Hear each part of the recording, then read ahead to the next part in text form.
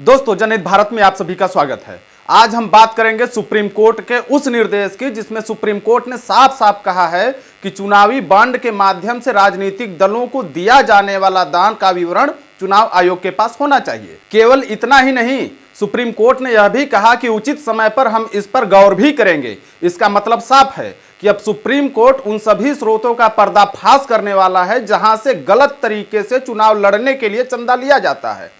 और अगर supreme court ने ऐसा कर दिया तो एक झटके में बीजेपी सरकार की खटिया खड़ी हो सकती है, क्योंकि 2018 से 2022 के बीच चुनावी बॉन्ड से जो भी रकम आई है उसमें से 74.7% अर्थात 5,272 करोड़ रुपए अकेले बीजेपी को मिले हैं।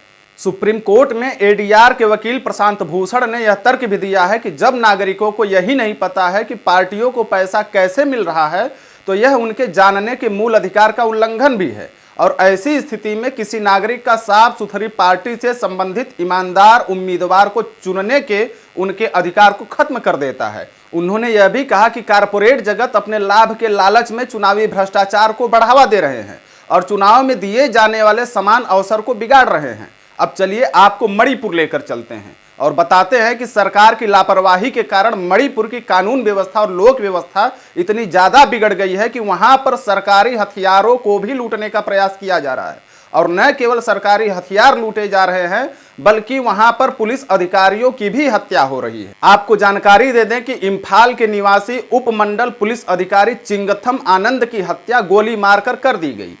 और पहले भी हमने आपको बताया था कि मणिपुर में उग्रवादियों का प्रकोप दिन पर दिन बढ़ता जा रहा है। यहां तक कि उग्रवादियों ने सरकारी हथियार भी लूट लिए थे तथा तेल टैंकरों को रोककर 5,000 से 15,000 की वसूली भी कर रहे थे। लेकिन अब वहां की पुलिस अधिकारियों की हत्याएं भी होने लगी।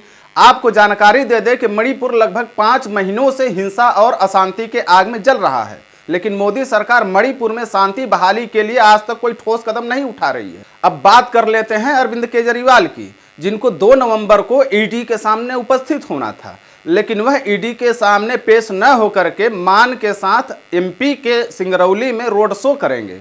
आपको बता दें कि मनीष सिसोदिया को पूछताछ करने के दौरान ही गिरफ्तार किया गया था और सुप्रीम कोर्ट ने ईडी को फटकार भी लगाई थी और कहा था कि ईडी के पास गिरफ्तार करने के अधिकार नहीं है, वह केवल पूछताछ ही कर सकती है। अरविंद केजरीवाल ने मोदी सरकार पर यह आरोप लगाया कि मोदी सरकार ईडी को हमारे पीछे इसलिए लगा रही है ताकि हम 4 राज्यों में चुनाव प्रचार न कर सके। आपको यह भी जानकारी दे दे कि ईडी ने अरविंद केजरीवाल को उत्पाद शुल्क नीति में घोटाले के संबंध में पूछताछ के लिए बुलाया है। अगर हमारे द्वारा दी गई जानकारी आपको अच्छी लगे तो इसे अधिक से अधिक शेयर करें। धन्यवाद।